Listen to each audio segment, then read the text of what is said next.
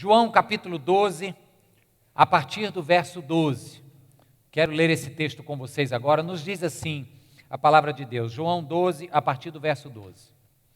No dia seguinte, a grande multidão que tinha vindo para a festa ouviu falar que Jesus estava chegando a Jerusalém. Pegaram ramos de palmeiras e saíram ao seu encontro, gritando: Hosana, bendito é o que vem em nome do Senhor, bendito é o Rei de Israel. Vamos fazer isso juntos? Do mesmo jeito que aquela multidão gritou isso ao Senhor, talvez você não precise gritar, se quiser fica à vontade. Mas vamos ler juntos dali, a partir de onde diz Hosana. Hosana é uma expressão de reconhecimento do poder e da glória daquele para quem se grita Hosana, dizendo assim: só tu tens o poder de nos salvar. Então vamos ler juntos isso bem forte, bem bonito, a partir ali da terceira linha, vamos lá. Hosana, bendito é o que vem em nome do Senhor, bendito é o Rei de Israel. É isso que o povo dizia enquanto Jesus vinha montado. Verso 14. Jesus conseguiu um jumentinho e montou nele, como está escrito. E ele vai citar aqui agora o profeta Zacarias. Diz assim: não tenha medo, ó cidade de Sião, eis que o seu rei vem montado num jumentinho. Uma profecia a respeito do rei de Israel, viria montado em um jumentinho. Verso 16. A princípio, seus discípulos não entenderam isso.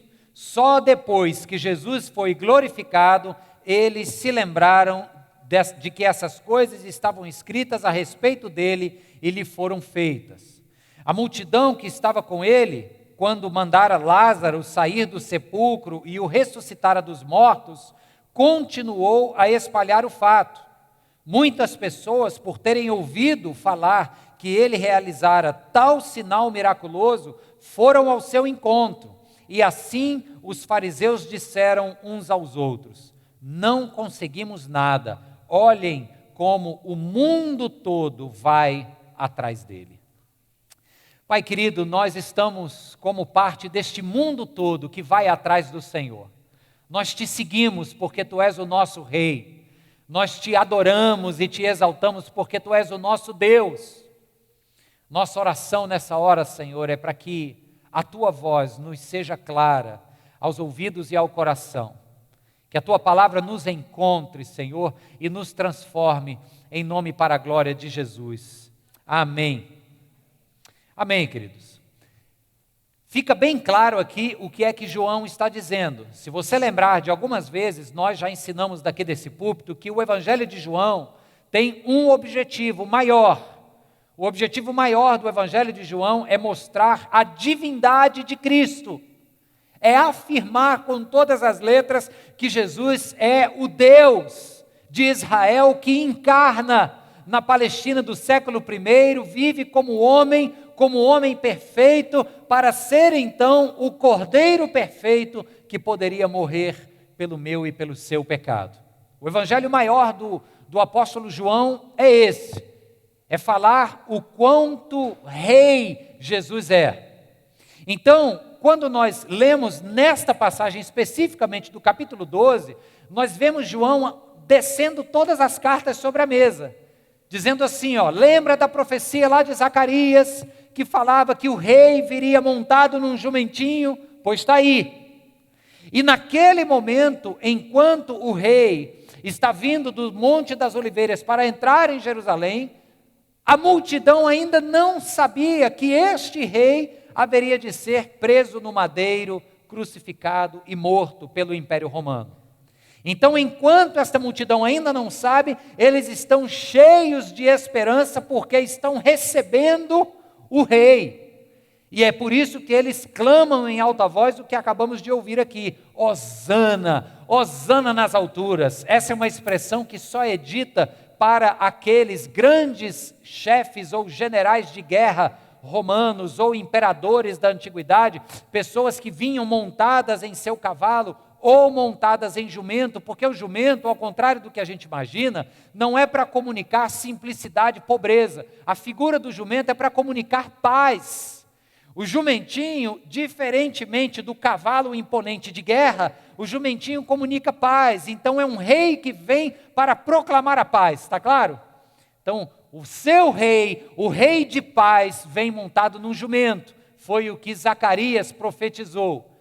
Então este relato de João é quando ele desce as cartas e deixa de maneira mais óbvia para o leitor entender que Jesus é o rei de paz, é o rei que vem para instaurar o seu reino de paz. Vamos voltar um pouquinho, vamos entender na história a figura do rei. Por que um rei é tão importante? Essa semana que passou eu gravei alguns dos episódios do meu canal Grão. Gravei num café novo que eu conheci aqui na cidade. E o café se você fechar os olhos na hora que estiver indo para lá, ou seja, você não vê o caminho, te colocarem lá dentro e tirar a venda, você vai dizer, eu não estou em Fortaleza. Esse lugar não é aqui. Um ambiente muito diferente, muito legal, muito diferente de tudo que tem. Vocês sabem que eu gosto de café, já conheci vários cafés da cidade, são todos muito legais, mas esse ele é diferente. Além de muito bom, ele é diferente. E uma característica que tem lá dentro é um ambiente monárquico. É um ambiente meio colonial, ao redor das paredes tem várias fotos do período colonial, os Dom Pedros estão todos lá em gravuras, tem um telão que fica passando imagens do período colonial, do período da monarquia brasileira. Então o ambiente te remete a esse contexto de realeza, interessantíssimo. E eu fiquei me perguntando e me questionando, rapaz, que interessante se o Brasil tivesse um rei. Você já pensou? Aí a gente está tão desacreditado dos nossos líderes, né, que a gente já imagina o seguinte, esse rei ia se deixar seduzir pelas riquezas, ia mandar fundir a coroa de ouro para pegar aquele ouro e gastar comprar um iate, a gente já pensa logo no pior. Mas na antiguidade, a imagem do rei não era depreciada como nós visualizamos hoje. Para as culturas antigas, queridos, os reis tinham um papel vital na sociedade, na civilização, um papel tão importante. Na verdade, o rei era considerado um ser humano semidivinizado. Era como se fosse quase um deus, era um semideus. Por quê? Porque cabia ao rei dizer se alguém iria viver ou morrer. Se pegasse alguém cometendo um crime, o rei, dentre os seus vários papéis, desempenhava um papel de juiz. Se alguém fosse pego infringindo alguma lei da ordem estabelecida pelo rei, ele era levado diante do seu juiz, o rei. E caberia ao rei, naquele momento de juízo, dizer se a pessoa viveria pela sua graça redentora, não, eu resolvi perdoar, não vai morrer. Ou se a pessoa morreria pela sua justiça punitiva, não, esse aí merece morrer, vai. Então alguém que tem esse poder de vida e morte nas mãos é alguém visto como uma espécie de semideus, está claro? Muito respeitado, e se o rei fosse ponta firme, era alguém muito honrado, muito temido, muito admirado. Fazendo uma pesquisazinha rápida que eu fiz, descobri algumas coisas interessantes. O rei desempenhava duas grandes funções em um reino. Qualquer rei, na visão da antiguidade, tinha duas funções primordiais. Primeiro, ordenar. E segundo, prover fertilidade e bênção. Por incrível que pareça, vou já explicar. Primeiro, a função de ordenar, é o que a palavra diz mesmo, era trazer ordem. Como é que um rei imprimia ordem num reino? Então, em primeiro lugar, ele precisava delimitar o seu reino. Ele estabelecia os limites, até onde ia o reino.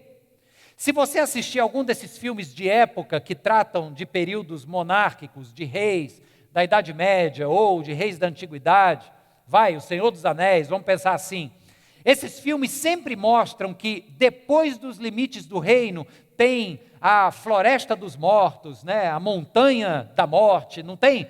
Então a compreensão era que fora dos limites do reino sempre havia o caos, o desconhecido, o perigoso, o demoníaco. Então o rei, ele ordenava estabelecendo os limites do seu reino, porque dentro daquele limite ele iria garantir a vida, a paz e a prosperidade. Dentro desses limites, o rei precisava estabelecer uma ordem.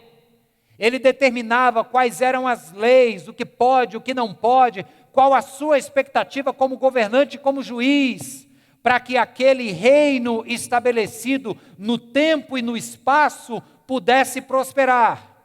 Agora, terceiro lugar, ele estava ordenando, então ele estabelecia o limite. Segundo, ele estabelecia a ordem, mas terceiro e muito importante, depois da ordem estabelecida, o rei era o primeiro a se sujeitar a essas leis. Ele encarnava na sua própria vida o código moral que ele próprio decidiu para o seu reino. Ele era o primeiro a dar o exemplo. Percebe? Um rei sadio, ele tinha, acima de tudo, coerência.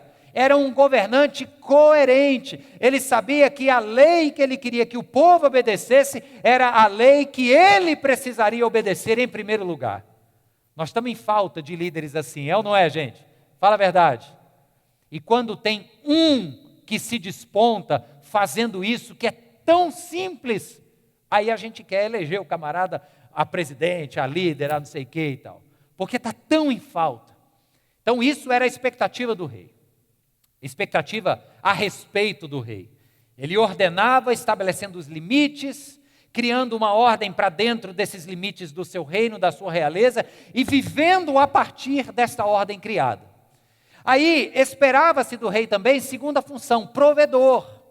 Ser o provedor de fertilidade e bênção.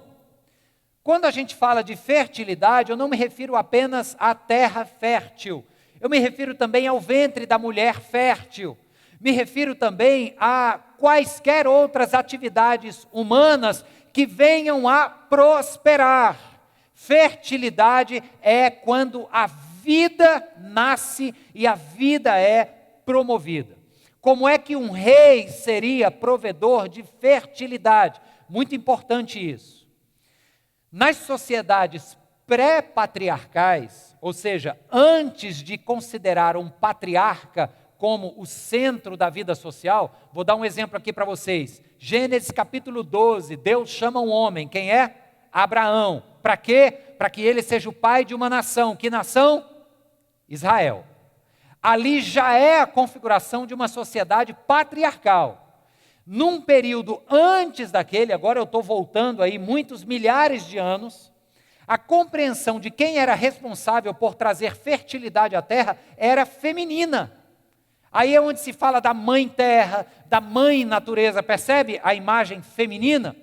Mas esta compreensão mudou com o tempo, e a partir do momento em que a história começou a se desenvolver a partir de sociedades patriarcalizadas, ou seja, o homem, o patriarca no centro da vida, começou-se a esperar que o homem, o líder maior, ou seja, o rei, fosse o instrumento da vida na terra. Então, o que é que se acreditava? E você vai ver como isso está muito bem relatado em filmes. Acreditava-se que, se o rei fosse este líder, que vive de acordo com os padrões que ele estabeleceu, padrões que promovem a vida, padrões que valorizam o ser humano e que fazem o seu reino prosperar, se o rei vive neste nível de coerência e integridade, o que acontece? O mundo natural do reino ao redor do rei vai florescer.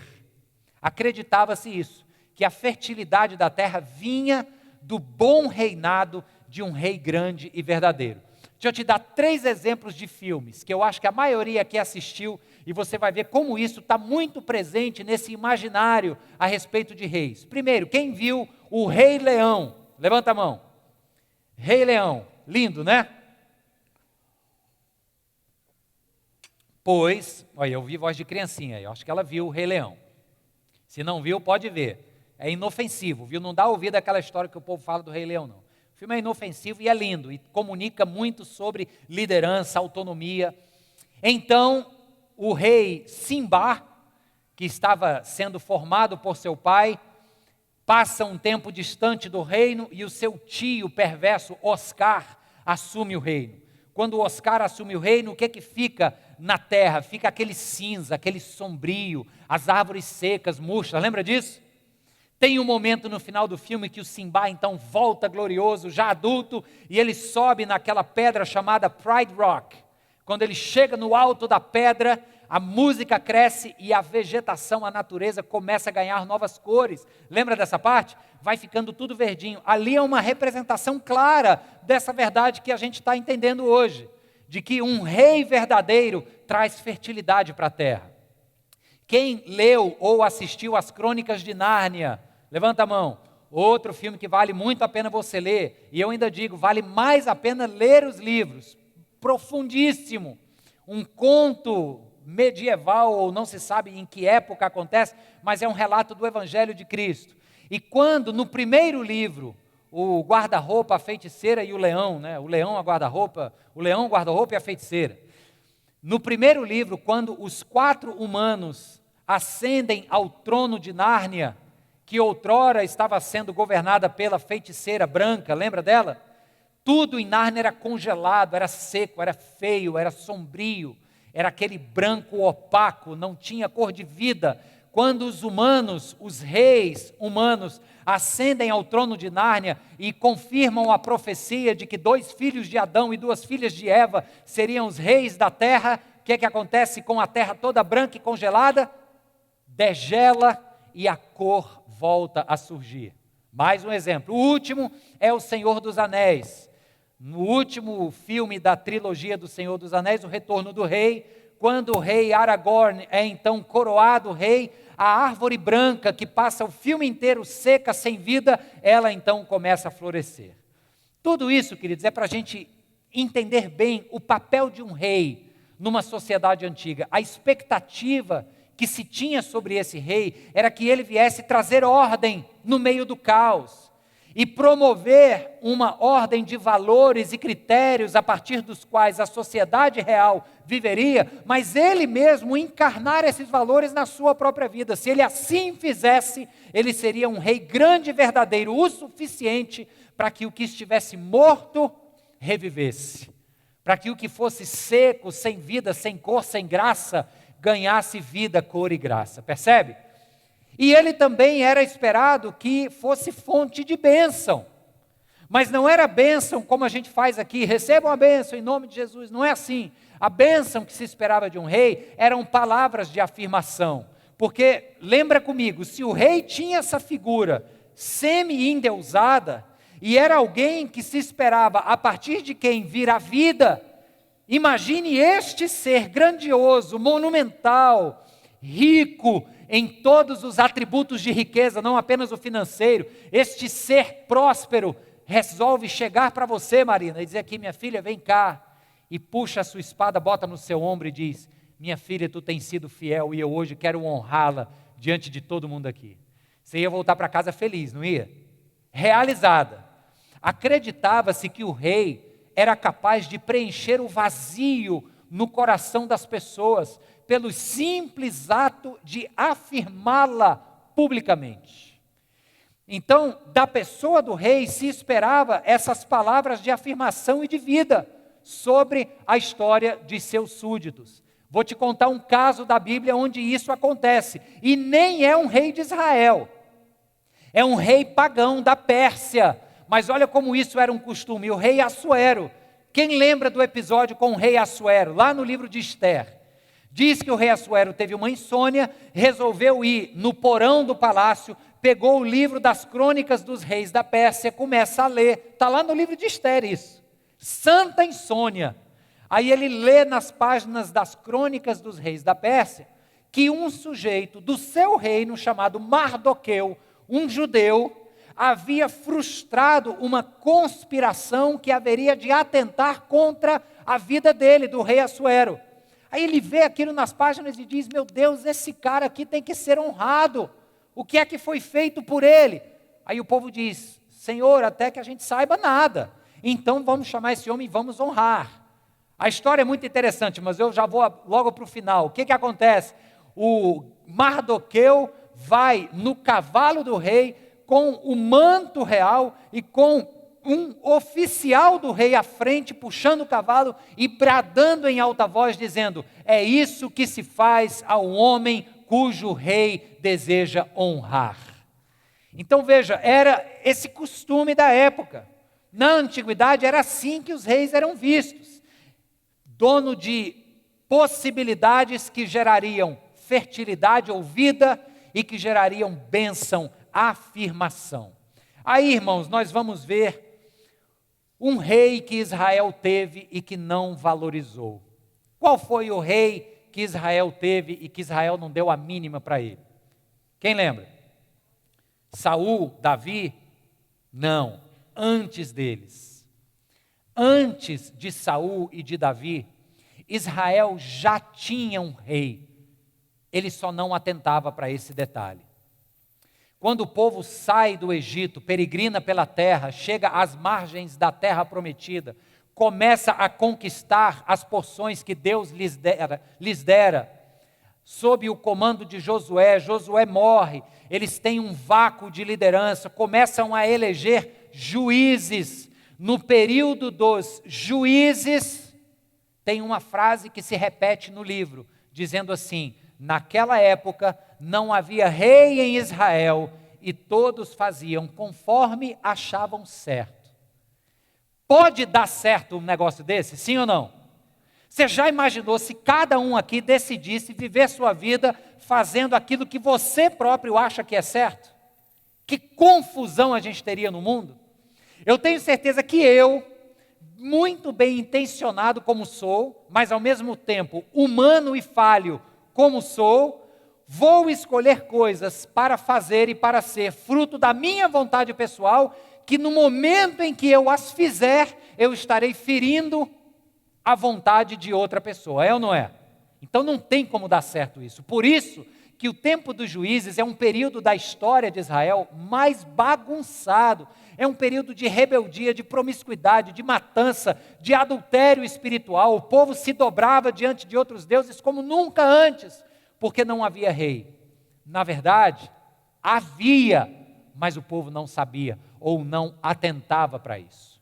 Aí o povo chega para o profeta Samuel, que nesse período foi o último dos juízes. Samuel acumulou o papel de juiz, sacerdote e profeta. Chegam para esta figura de liderança Samuel e dizem assim: Samuel, olha, não me leve a mal, você é gente boa, a gente gosta de você, você é o nosso juizão, firmeza, sabe, aqui e acolá dá umas mancadas, claro, nós somos humanos, mas olha, não leva a mal não, o que a gente quer mesmo, sabe o que é? O povo dizendo para Samuel: a gente quer um rei, porque a gente está olhando para as nações vizinhas e todos eles têm reis, e a gente olha para o rei, aquela imponência, aquela coroa bonita, a gente quer um rei como eles. Samuel se sente ofendido, creio eu, que lá no fundo diz assim: ué, será que a minha liderança não está sendo boa o suficiente? Aí Samuel vai colocar para Deus, e vai dizer: Deus, esse povo aqui está cabeça virada, ele está querendo ser igual aos outros povos, quer reis. Aí Deus diz o seguinte para Samuel, vou ler para vocês, 1 Samuel capítulo 8, versos 7 e 8, diz assim: o Senhor responde então para Samuel. Samuel apresenta a queixa. Olha o que é que Deus diz para Samuel: atenda a tudo que o povo está lhe pedindo, porque não foi a você, Samuel, que eles rejeitaram, foi a mim que rejeitaram como rei. Israel já tinha um rei, ele só não percebia, ele só não atentou para isso. Deus diz: foi a mim que eles rejeitaram como rei. Verso 8.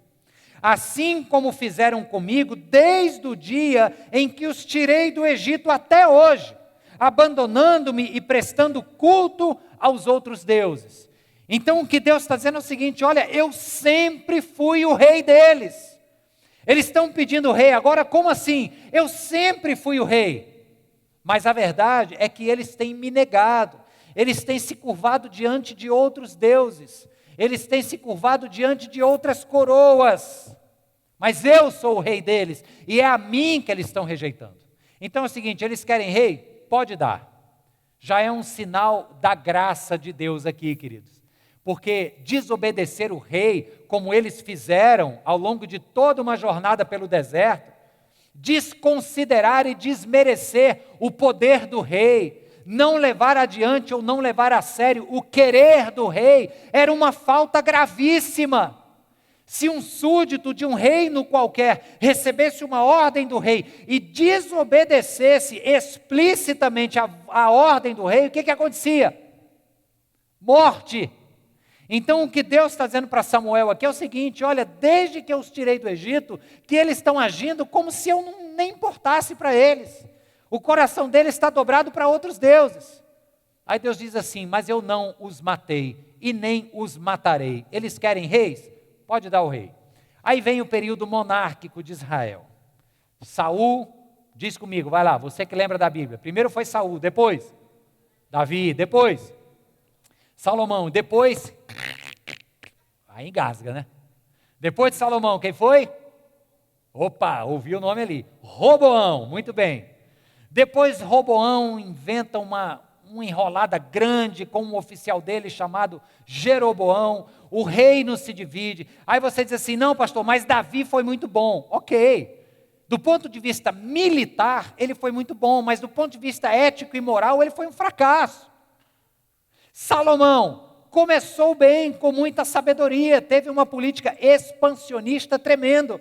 Nas mãos de Salomão, Israel nunca foi tão vasto e tão rico, mas se deixou vencer pela sedução das riquezas, das mulheres estrangeiras, se deixou vencer pela sedução de poder. Então o reino de Salomão foi um fiasco. Saul eu nem preciso falar, né? Você sabe que foi um fracasso total. Então você percebe que a monarquia não foi uma boa história para o povo de Israel, simplesmente pelo fato de que reis são homens, e homens são falhos. Esta grande imagem que se tem de um rei que vai ordenar, viver a partir das suas ordenanças, trazer então fertilidade e bênção para o reino, é uma imagem idealizada, porque rei humano algum consegue viver assim. Vai ter seus momentos de fraqueza, vai tentar acertar, mas certamente vai falhar e muito. Aí chega então este rei num jumento, balançando a bandeirinha de paz. Sentar no jumento significa isso. E a população olha para ele e diz assim: quanto tempo nós esperávamos um rei? Tem que ser esse aí. Vamos lá, 1, 2, 3. Hosana nas alturas, bendito o rei, bendito aquele que vem em nome do Senhor. É isso que o povo diz, olhando para Jesus. Esse mesmo povo que dias depois estava diante do pretório, com Pôncio Pilatos e com os líderes religiosos, havia gritado hosana nas alturas, agora grita crucifica-o. Como as multidões são falhas, né? Por quê? Porque a gente, sou eu e você, está claro isso, irmãos? Mas este rei que vem montado num jumento é diferente. Zacarias havia profetizado sobre ele, Zacarias havia dito que ele viria em cima do jumentinho, que o seu reino seria um reino de paz. O povo até começa a entender isso e grita hosana, depois a situação muda, mas nós sabemos, nós que conhecemos a história, o povo aqui mudou porque não sabia do desenrolar da história. Mas nós conhecemos a história, então nós sabemos e podemos afirmar que este rei que vem montado num jumento, mesmo tendo sido crucificado, nós sabemos que ele ressuscita no terceiro dia e que, portanto, agora, mais do que nunca, vive e reina. Nós cremos nisso. Esse povo aqui não sabia disso, então.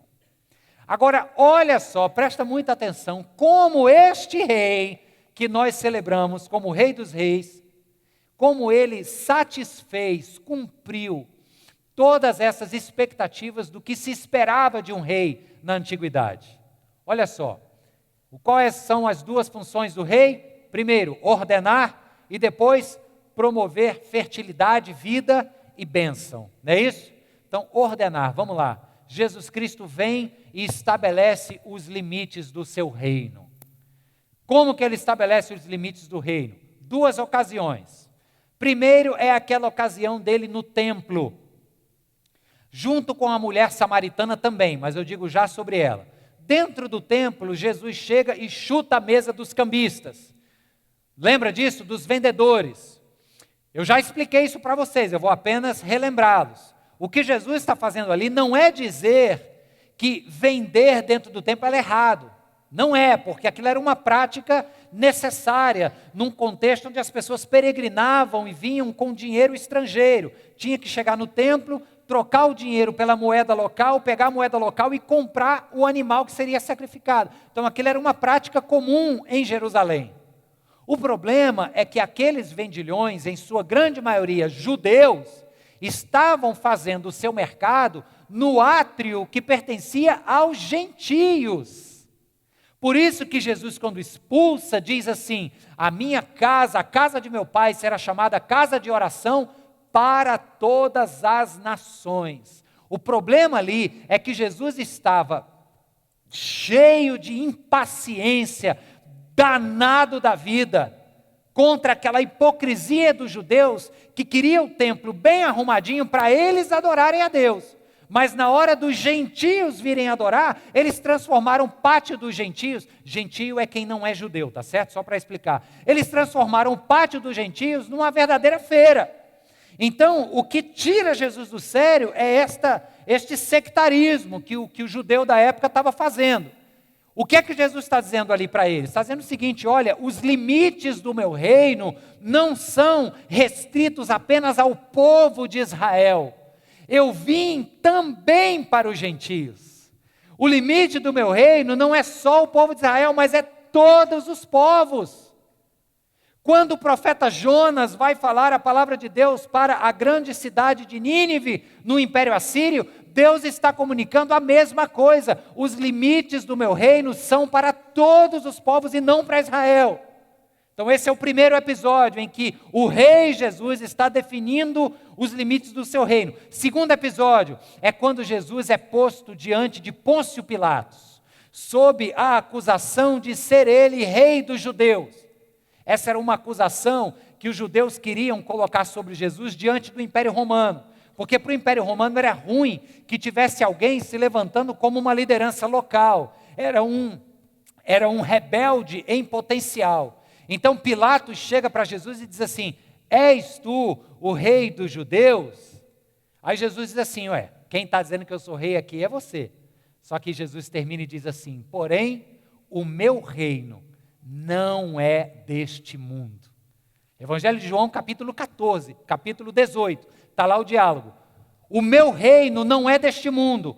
Como quem diz assim, os limites do meu reino não são estabelecidos pelo tempo e pelo espaço de vocês. Eu sou o rei ontem, hoje e o serei para todo sempre. O meu reino transcende eras. O meu reino transcende espaço. Eu não sou o rei apenas da Judeia, eu sou o rei da Judeia, da Samaria e rei dos confins da terra. Eu sou o rei do universo. O meu reino não é desse mundo. É isso que Jesus diz. Olha que lindo isso, irmãos. É para aplaudir ao rei mesmo. Ele está dizendo que reina sobre todo o universo.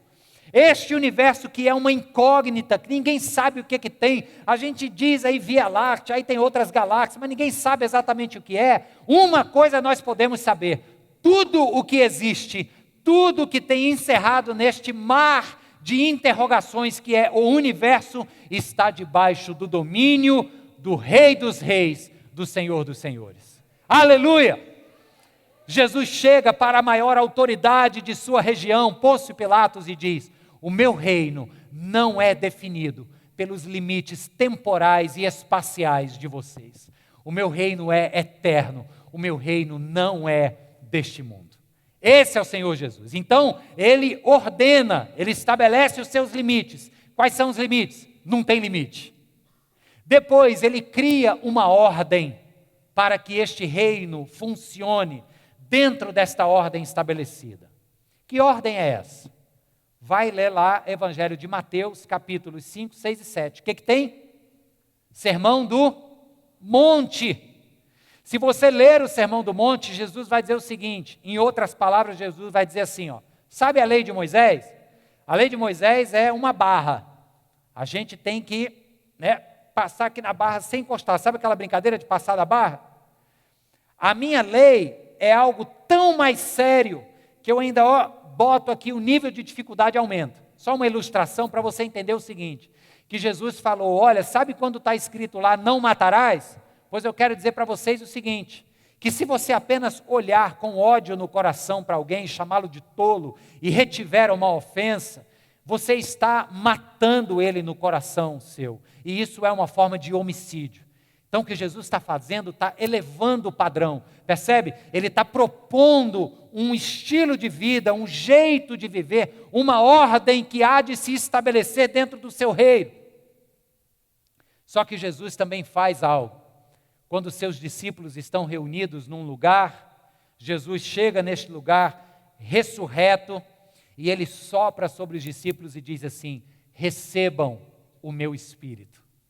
Vocês serão testemunhas minhas, mas fiquem em Jerusalém, até que do alto vocês sejam revestidos de poder, porque vai vir sobre vocês o Espírito Santo. Lembra dessa passagem? O que é que Jesus está dizendo?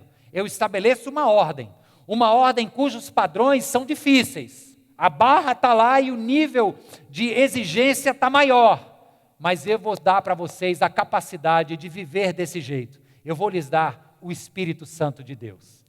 Então olha só o que o rei está fazendo.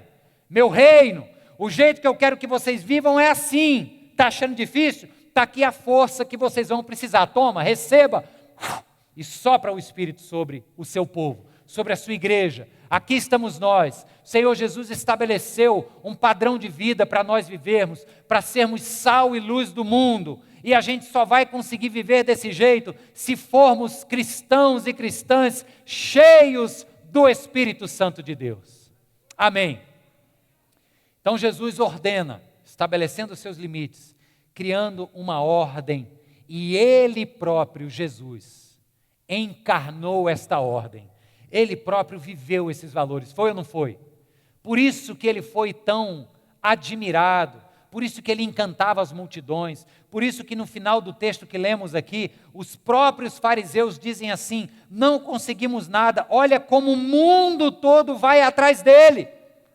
O mundo sempre irá atrás daquele que viver de maneira coerente com os valores que prega. Ninguém aqui é rei ou rainha. Ao mesmo tempo porque de alguma forma você exerce algum tipo de autoridade. Você é um pai, autoridade dentro de casa com seus filhos. Talvez você seja um chefe no seu trabalho. Você tem autoridade a desempenhar nos seus relacionamentos sociais. Seja qual for o teu ambiente de exercício da sua autoridade, vamos repetir algo para que fique bem claro aqui. As pessoas esperam ver em mim e em você coerência entre o falar e o agir. Não espere que as pessoas se admirem, que as pessoas te sigam, que seus filhos se inspirem na sua vida, se não houver coerência entre a ordem que você estabelece e a forma como você segue a sua própria ordem. Está claro isso, queridos? O Senhor Jesus encarnou esta ordem. E o que é que eu lhes disse que acontecia quando um rei, lembra do Simba, dos 4 reis humanos de Nárnia, do rei Aragorn, do Senhor dos Anéis, o que é que acontecia quando um rei vivenciava em toda a sua plenitude os valores do reino? O que é que acontecia? O reino florescia e prosperava e a vida brotava, não é verdade? Olha só, é o rei Jesus fazendo isso. Os evangelhos nos contam que por onde Jesus passava, os enfermos iam sendo curados. Os que estavam tristes iam sendo consolados e feitos alegres. E na ocasião de Lázaro, o que era morto, reviveu. Este é o rei que vive de acordo com os padrões do seu reino. E por isso, por onde ele passa, há fertilidade, há vida. Eu peguei o caso do cego Bartimeu para exemplificar de maneira linda para vocês. Eu reli esses dias um livro junto com o pastor Fabiano, uma parte do livro onde esse pastor luterano fala do encontro de Jesus com o cego Bartimeu. Já estou encerrando para a gente orar por isso. Mas nesse encontro de Jesus com o cego Bartimeu, tem mais do que uma cura física acontecendo. O rei está passando por Jericó, e enquanto por ali o rei passa, Bartimeu soube que o rei dos reis, o filho de Davi, o Messias, está passando. Aí tem toda aquela ocasião, Jesus vem e restaura a visão de Bartimeu. O que é isso? Em primeiro lugar, fertilidade, onde há morte, agora há vida, onde há cegueira, aonde agora há clareza. Então o rei está fazendo aquilo para o que ele foi chamado. Mas lembrem-se que se esperava de um rei prover fertilidade, mas prover também a bênção, aquela bênção de um rei que põe a espada no ombro e afirma o seu guerreiro, que faz ele voltar para casa cheio de alegria e felicidade, que faz ele ganhar o dia, ganhar o ano, que preenche um vazio existencial dele. Lembra disso? Olha o que é que Jesus faz com Bartimeu. Jesus chega para Bartimeu e diz assim: o que queres que eu te faça? Parece uma pergunta tola, porque é muito óbvia. Bartimeu teria todas as razões de parar e dizer o seguinte: epa, como é que é? Peraí, vamos lá de novo, eu sou cego, você pode curar cego. Que pergunta é essa? Que queres que eu te faça? Como assim? Mas o que Jesus está fazendo é algo muito além de apenas buscando uma resposta óbvia de Bartimeu. Aquele homem que o texto nos fala, que estava à margem da vida, cego, dependendo de esmola, dependendo do ir e vir das pessoas, aquele homem que há muitos anos não tinha vontade própria, ele está diante de alguém agora, como se estivesse um rei botando a espada no seu ombro e dizendo: hoje eu estou lhe restituindo o direito de escolher. O que queres que eu te faça? Escolha. Gente, isso é você afirmar a dignidade de um ser humano. É você olhar para um ser humano pobre, fruto de uma sociedade injusta, que olha ao seu redor e das duas uma: ou ele vai ser trabalhador braçal para ganhar um salário miserável, ou ele vai ser traficante para tentar ganhar um pouco mais e viver menos no crime. Você olhar para uma pessoa dessa que aparentemente não tem escolha e em nome deste rei dizer o seguinte: eu quero te mostrar uma vida nova e quero restituir a você a possibilidade de você escolher quem você vai ser. Vocês não sabem a alegria que me dá no coração quando eu vejo as nossas crianças treinando jiu-jitsu ali em cima, tocando flauta, violão, percussão, ou fazendo um trabalho de psicoterapia com as nossas voluntárias e voluntários da igreja, ou um trabalho de informática, sendo amadas por essa comunidade aqui. E nós estamos dizendo para elas o seguinte: hoje você não precisa mais deixar que o seu contexto de miséria e desgraça decida quem você vai ser. Hoje, no amor de Jesus e no poder do Rei, você pode escolher. Quer ser um atleta olímpico? Quer ser um artista da Sinfônica Brasileira? O que você quer ser? Aleluia! Jesus chega para Bartimeu e diz: você é gente, e eu como rei quero lhe afirmar como tal. E gente tem que poder escolher, gente tem que ter direitos. É isso que o rei Jesus faz, queridos. Para concluir então, este rei que nós já estamos plenamente convencidos, que não é qualquer rei, mas que é o rei dos reis, cujo domínio se estende por todo o universo, este rei chega para mim e para você e diz assim: da mesma forma que o Pai me enviou, eu envio a vocês. O apóstolo Paulo vai dizer para os cristãos de Filipos: se vocês morrerem com Cristo, ressuscitarão com Ele e reinarão com Ele. Nós somos chamados para sermos reis, juntos com o Rei Jesus. Mas o reino de Jesus não foi um reino de guerras, foi um reino de paz. Não foi um reino de autoritarismo, foi um reino de autoridade interna. Não foi um reino de riquezas e poderes, foi um reino de entrega e de serviço. Diz o texto de Paulo aos Filipenses que ele, deixando a forma divina, assumiu a forma humana. e foi homem destituído da glória de Deus, e foi homem obediente, e obediente até a morte, e morte de cruz. Por isso, está lá em Filipenses 2, por isso Deus o exaltou sobre tudo e sobre todos, e lhe deu um nome que está acima de todos os nomes. Ele é rei, mas ele é rei porque morreu. Ele nos chama para sermos reis, mas não reis que vão ficar aí com a boca cheia, dizendo que a cabeça não cauda, rei cheio daquele palavreado, de autoridade. Nós somos reis humildes, somos chamados para sermos reis que servem, para sermos reis que colocam em prática aquilo que creem, reis que vivem a honestidade e a integridade coerente de praticar aquilo que professa. O Evangelho de João nos diz que, tendo Jesus amado os seus enquanto estavam no mundo, amou-os até o fim. Qual foi o fim? Foi a morte. Porque a morte é o fim a que se chega quando a gente decide servir o próximo. Não tem como servir se você quiser também olhar para o seu. O serviço do rei abriu mão de tudo que era seu para olhar para o próximo.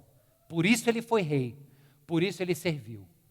E aí você pode estar pensando, pastor, isso é muito difícil. É verdade, ninguém aqui está dizendo que é fácil. Nem o Senhor Jesus disse que é fácil. Por isso, ele derramou sobre mim e sobre você o seu Espírito Santo, para que sejamos reis como ele foi, para que sejamos servos como ele foi servo, para que morramos a morte que ele morreu e ressuscitemos para a vida que ele conquistou. Que o Senhor nos faça reinar e servir, e que o Senhor nos faça servir enquanto reinamos. Que Deus nos abençoe em nome de Jesus. Amém. Aleluia. Glória a Deus.